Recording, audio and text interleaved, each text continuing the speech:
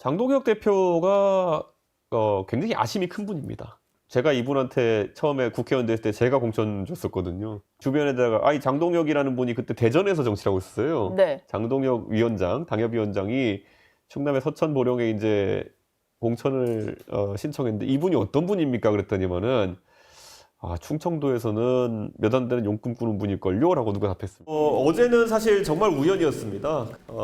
정보기술보안 관련한 그 테마의 마라톤 행사에 갔는데 또 안철수 의원께서 그것에 관심이 많으시고 그래서 조우하게 됐는데요.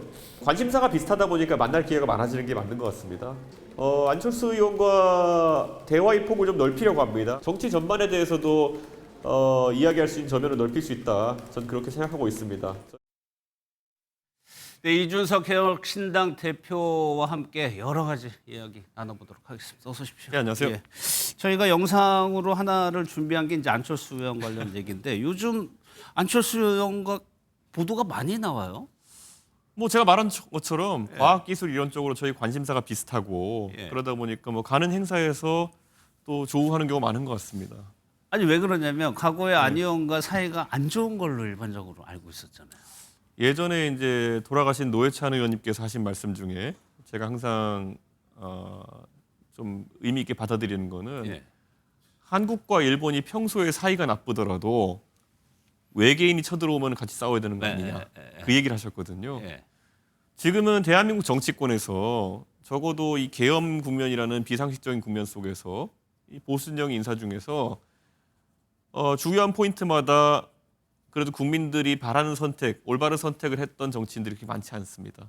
우리 기억나는 안철수 의원의 행보를 보면은 계엄이 발생하자마자 책임이 어디인지 명확히 했고 본인은 탄핵 과정에 일사불란하게 참여했고 저는 그런 것들이 그리고 지금 그 뒤에도 그 당내에서 개혁적인 목소리를 대변하는 그런 역할을 하고 있기 때문에 저는 안철수 의원과의 차이를 찾기보다는 이제 공통점을 좀 더 찾을 수 있는 시점이 된 것 같다 이렇게 봅니다. 그럼 과거의 앙금은 이제 완전히 없어진 거예요? 그거는 뭐 안철수 의원이 과거에 바른미래당 때 저 공천 안 주려고 쓴 거니까 그거는 그 당시 앙금은 있을 수 있는 거고요.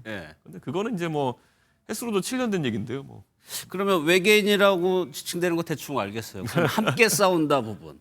어떻게 구체적으로 싸울 것이냐 이 부분이거든요. 그러니까 과대표되어 있는 지금 보수 진영 내에서도 과대표되어 있는 뭐 반탄이라든지 아니면 이런 목소리들이 저희가 이렇게 계속 또 저나 아니면 오세훈 시장이나 아니면 좀 지금까지 일관된 이야기를 해온 사람들과 같은 목소리를 내는 사람이 많아지면은 그것 자체가 이제 어느 정도 영향력이 발휘되겠죠.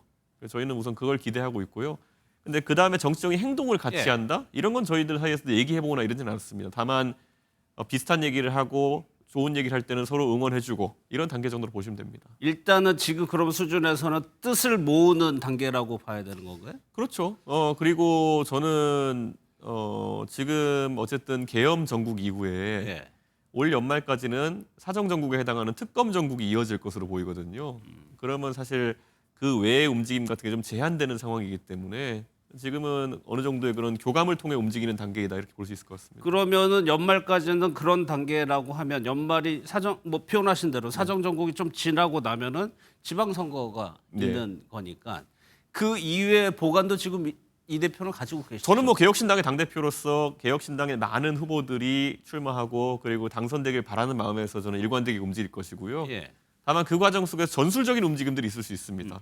그거야말로 이제 그때 가서 임기응변을 좀 대처해야 되는 부분인데 제가 얼마 전에 언론에서 물어봐서 오세훈 시장님과는 사실상 지난 2021년 보궐선거 때부터 우리는 인적 교류도 많고 서로 고민도 많이 얘기하고 결국 거의 하나의 팀처럼 항상 느낌이 든다 이런 말을 했거든요. 거기에 대해서 이제 또 추가적인 해석을 이제 기대하시는 분들이 있으신데요.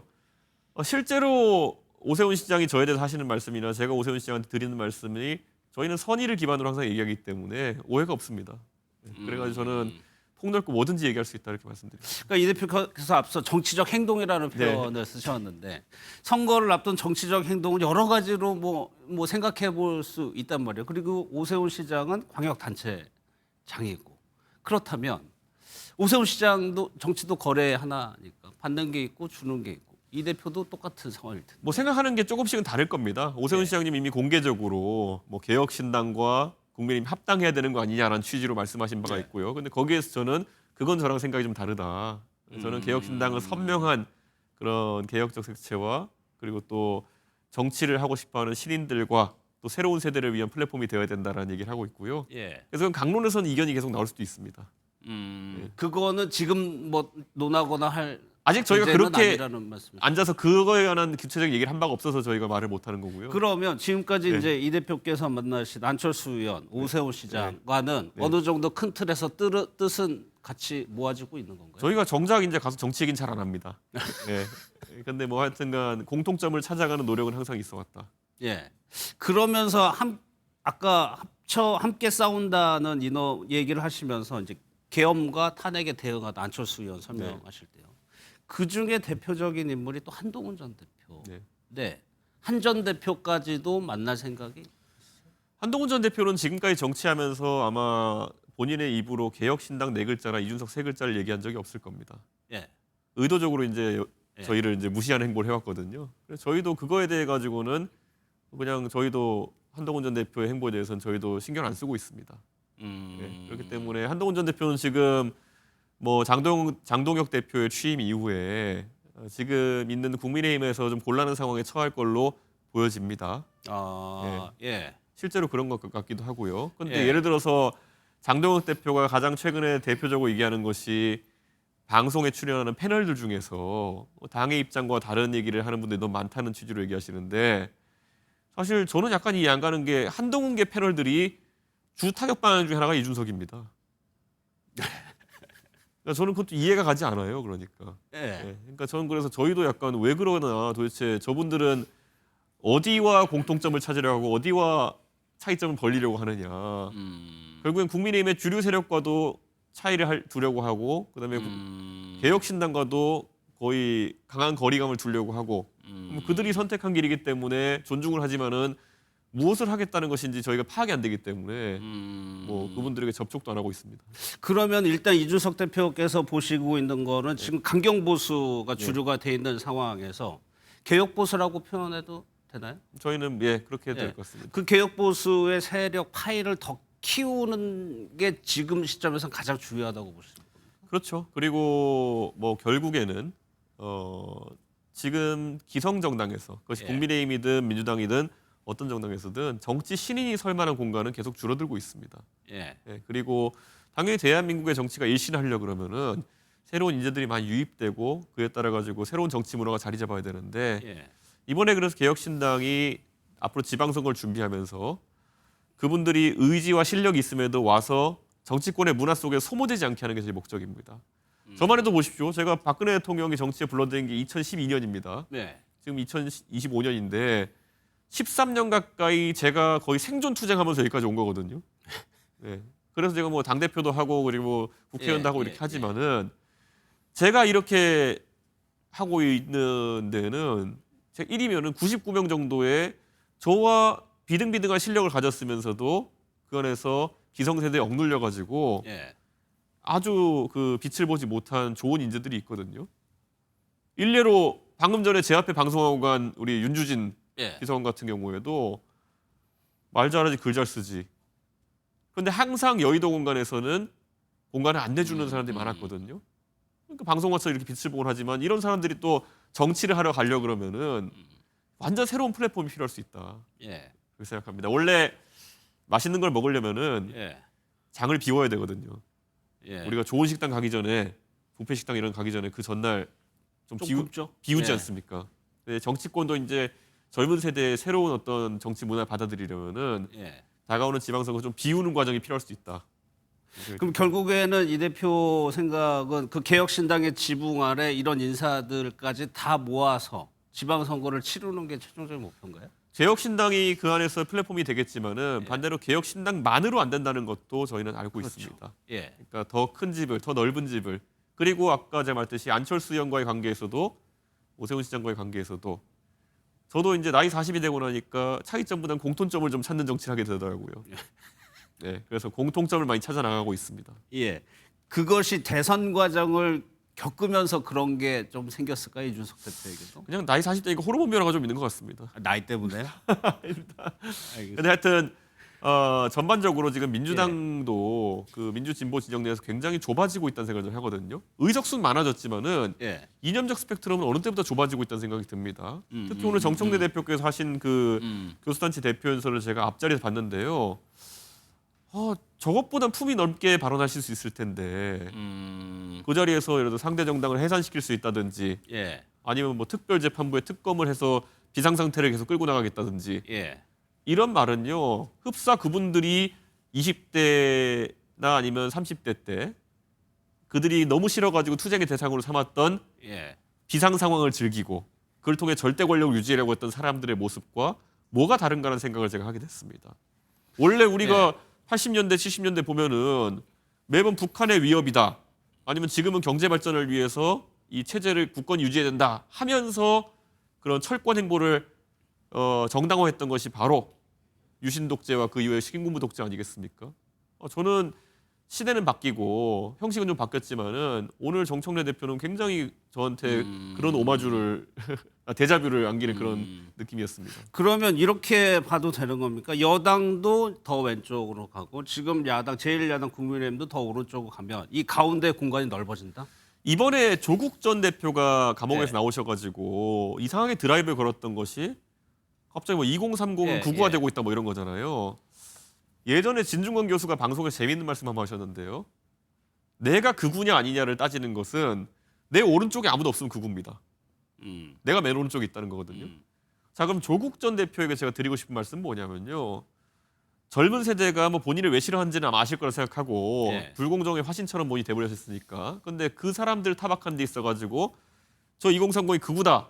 극우화가 되고 있다 이렇게 말씀하시는 거는 본인이 맨 왼쪽에 앉아 계시기 때문에 다 오른쪽으로 보이는 겁니다. 저는 조국 당도 사실 좀 잠깐 의아했던 것이 저희도 그렇지만 보통 3당의 위치를 잡으려고 하는 당들은 우리가 민주당과 국민의힘 사이에서 합리적인 정치를 하겠다라고 그렇죠. 선언하지. 예. 지금 조국 당은 우리가 민주당 매운맛입니다 하려고 하는 거거든요. 예, 예. 그건 극좌 선언을 한 거예요. 그러니까 본인들이 극좌에 가 있으니까 세상이 다 오른쪽으로 보이죠. 그러니까 저는 그것도 좀 조국 전 대표께서 방향전을 하셨으면 좋겠다.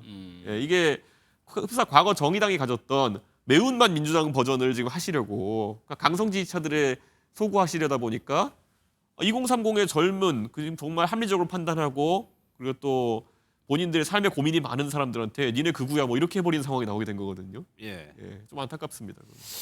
언급하신 분들 한 분씩 조금 구체적으로 볼게요. 정청래 대표 오늘 예. 이제 뭐 교섭단체 대표 연설을 했는데 저는 예.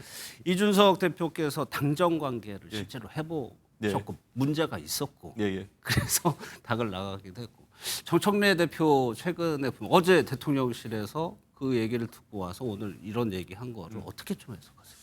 정청래 대표 입장에서는 초반에 자신감을 가질 만한 요소가 있을 겁니다. 왜냐하면 우리가 익히 알려진 것처럼 박찬대 전 원내대표를 이재명 대통령이 밀었다는 설이 우세한데 예. 그런데 그걸 뚫고 본인은 당선됐다고 생각하니까 내가 실제로 당원들에게는 이재명 대통령보다 사랑받고 있다라는 생각을 하고 그것이 나의 유일한 무기다라고 판단하고 있을 겁니다. 대통령이 가진 거대한 행정 권력 그리고 사실 지금 민주당 국회의원의 대다수는 이재명 대통령이 사실상 공천 줬다고 할 수 있는 인사들인데 그러면은 이들에 맞서서 당원 중심으로 내가 똘똘 뭉치고 그들이 좋아하는 행동을 해야지만이 이 여당 대표로서 내 권력을 유지할 수 있다. 그러니까 최고위원도 뭐 평당원 중에 뽑겠다고 하고 지금 이벤트 하고 이러고 있지 않습니까? 예. 이게 아마 그러니까 정청래 대표가 지금 자신감을 갖고 있는 부분일 텐데 이재명 대통령이 우리가 알고 있는 바로는 그렇게까지 그 나이 60 넘으면 또 호르몬이 어떻게 변하는지 모르겠지만은 그 차이점을 예. 그 인정하기보다는 예. 이제 동질성을 강화하려고 하시는 분이기 때문에 예. 예, 저는 그게 쉽지 않을 거다. 언젠가는 조금 문제가 될 수 이미 우리가 외부인은 모르지만은 그 당과 당정 관계 속에는 조금 불협화음이 나고 있는 것 같다는 생각도 듭니다. 조국 전 대표도 말씀을 하셨어요. 이제 사면 복권이 돼서 이제 정치권 영역으로 들어와서 초반에 이제 비판을 네. 하셨는데 최근 들어서 혁신당에 대해서 문제가 있었어요. 당 대표는 네. 아니지만 사실상의 영향권이 많은 사람으로서 그 당 운영에 대해서는 어떻게 해요? 그러니까 조국 대표가 본인이 사실상 감옥에 있느라 뭐 당원 자격도 없고 해가지고 이걸 챙기지 못했다고 하는 거는 조금 구차하죠. 예, 당 이름이 조국혁신당인 것부터가 이거는 거의 뭐 엄청 특혜거든요. 예. 원래 정당에 이름이 들어가면 안 되는데 내 이름 조국이 아니라 우리나라 조국이다 이래가지고 편법으로 사실상 당명을 지은 거거든요. 예. 저라고 개혁신당 하면서 인지도 때문에 이준석 신당 안 하고 싶었겠습니까? 그런데 개혁신당으로 인지도가 불리한 이름을 택하면서까지 저희가 했었는데 조국적 신당 그게 없었잖아요. 예. 그래놓고 지금 와가지고는 나는 그 당시 아무것도 아니었다. 이거는 정치인은 사실 사고가 터지는 거는 비일비재하고 예. 그 사고를 어떻게 수습하고 책임지느냐를 국민들이 그렇죠. 바라보고 있는 것인데 조금 그건 제가 조국 전 대표가 비겁해 보였다 이렇게 말씀드리겠습니다. 아니 왜냐면 개혁신당도 이준석 신당이라고 하고 싶었다고 할 정도로 네. 이준석 대표의 영향이 커요. 네, 비슷합니다. 조국혁 신당도 비슷한 것 같아요. 그래가지고 먼저 해보신 측면에서 예.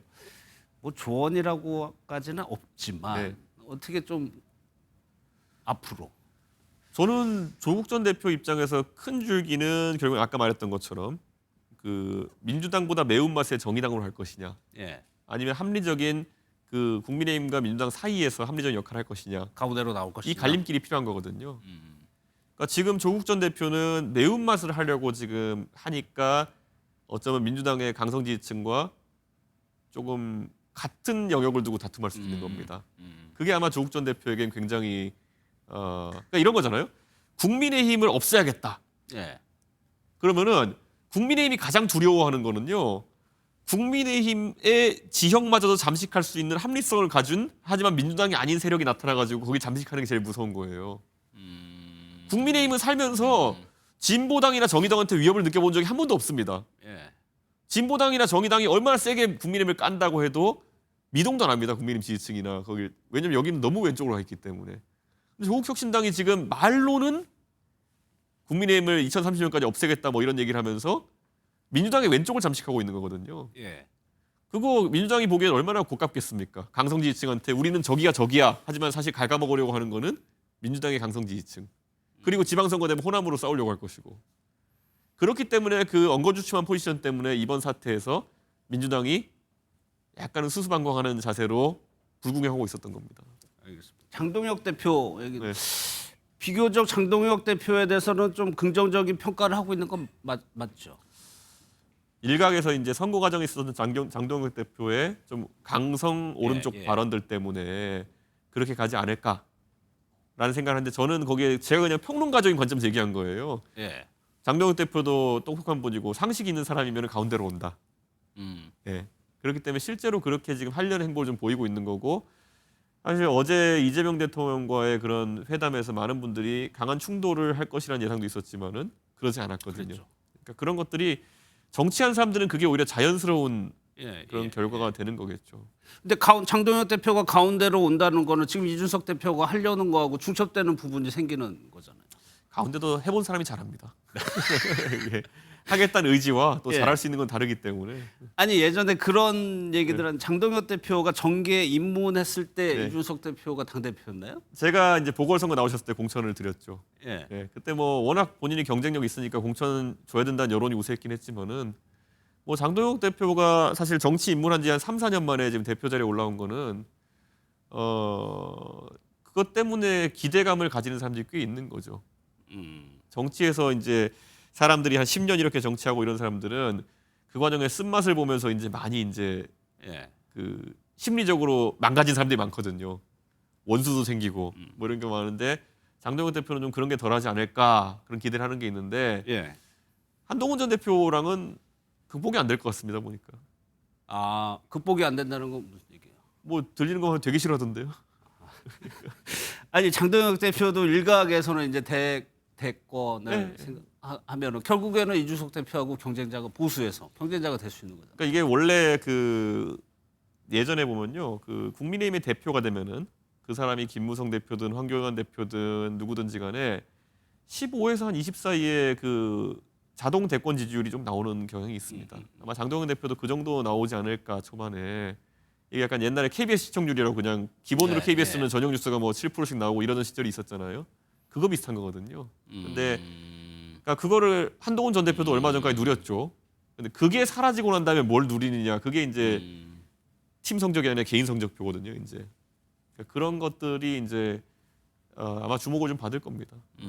이게 그 여당 대표, 야당 대표, 대통령은 그 저녁 메인 뉴스에 무조건 한 꼭지씩은 뉴스 나오죠. 내줘야 되기 때문에 예. 그 기본 이게 있습니다. 이게. 좀 전에 저희가 초반에 개혁 보수 얘기를 네. 하면서 한 분을 제가 빠뜨렸는데 네. 홍준표 전 시장과는 어떻게 되는 뭐 거기도 뭐 당연히 홍준표 시장도 저에게 굉장히 좋은 조언 많이 우호적이죠. 해주시고 예. 저희 다 우호적이니까 언제든지 상의 드릴 수 있는데 지금은 아마 대선 이후에 조금 휴식 기간을 거치고 계신 것 같고 예. 최근에 또 방송하신다고 하면서 이제 조금씩 기지개를 펴시려고 하는 것 같으니까 저도 조만간 만나 뵙고 한번 얘기를 드려야죠. 어떤 상황이신지도 보고. 만날 계획은 있는. 제가 먼저 말씀드려서 만나야죠, 그거는. 예. 마지막으로 예. 좀 가벼운 질문 예. 하나 드릴게요. 그 개회식 때 한복. 예. 저희는 이준석 대표 개혁신당 한복 안 입을 줄 알았는데 한복을 입고 나오셨더라고요. 그 의장단에서 제안을 하신 거고 예. 저는 뭐 한복을 입는 것이 만약에 뭐 정파적인 의미, 예를 들어 한복을 입는 게 뭐 특정 정당을 조롱하기 위한 행동이다. 예, 예. 뭐 이런 거면은 저희도 다른 생각을 했을 텐데 한복은 한복이고 한복 입자는데 거기에 그냥 들어주기 싫으니까 상복 입겠다는 게 국민의힘의 입장이거든요. 근데 상복을 입은 이유는 국민의힘에 대해서 특검이나 이런 것 때문에 압박을 하니까 그런 건데 저희가 거기서 국민의힘이랑 동조해가지고 상복 입어줄 거는 또 아니거든요. 저희가 뭐 이중대도 아니고. 예. 그러니까 오히려 한복에 대치되는 개념이 상복이냐. 좀 국민의힘이 약간 좀 위트 있게 하려고 했으면은 그 백이민족까지 흰옷 입고 나타난다든지 예. 가 쓰고 뭐 여러 가지 아이디어가 있었을 텐데 한복이 싫으니까 그 검정상복이다. 이거는 좀 약간 제가 봤을 때 논리적으로 저도 이해가 안 갔습니다. 지금도 제가 얘기를 나눠보니까 이준석 대표는 아이디어가 여러 가지가 있는 거. 아니 그 원래 전통적 상복으로 300옷을 입던지 아니면 흰옷을 입던지 뭐 아이디어가 많았을 텐데 왜 그랬을까요? 알겠습니다. 여기까지 예, 하겠습니다. 고맙습니다. 예. 예.